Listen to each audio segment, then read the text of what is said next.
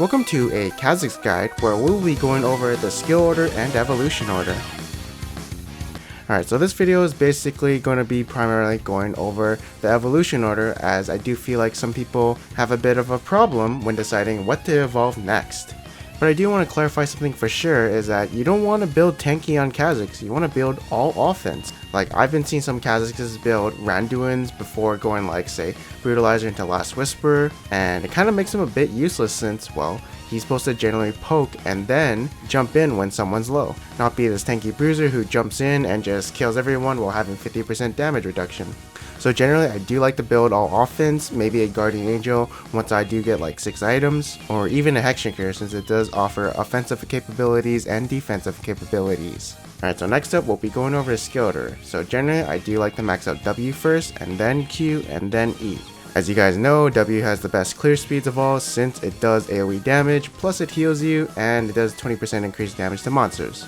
And the reason you prioritize W over Q now is because W's base damage goes up by 40 damage per level, while Q goes up by 25 damage per level, and of course W gives wave clear speeds are faster, and you get some sustain. People used to prioritize Q before since it went up by 30 damage per level, but now they just rely on the bonus AD ratio plus the base damage. Alright, so finally this is the moment you guys have been waiting for. We're going to be discussing the evolution order. And the first thing I want to say is always evolve Q at level 16. Now I know some people have been saying you should try evolving Q at level 6, as you do so much damage when the enemy is isolated. The reason you do not upgrade it first is because there are rare cases where an enemy will be isolated since they increase the range to 500.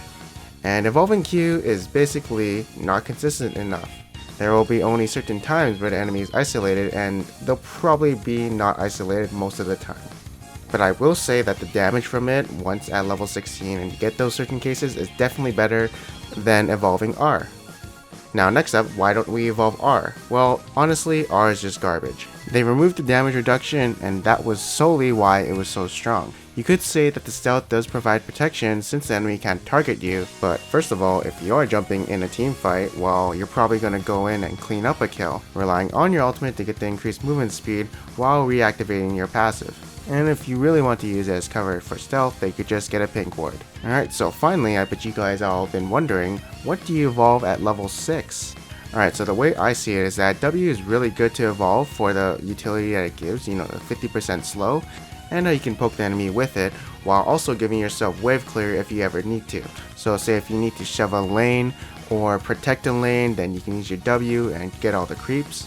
Or say if you're trying to contest Dragon but the enemy wants to contest it too, you can kind of poke them away with your W, and eventually they'll just have to back off.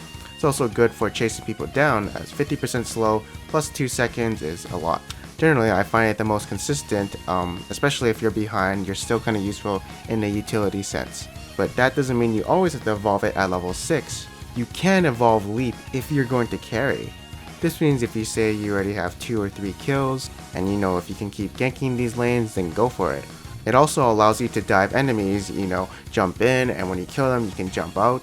And of course when fighting a 2v2, no one's gonna get away from you since you do have that reset. So basically I'll evolve W if I'm not doing so hot, or if I'm say 1-1, then I'll kind of be more utility wise.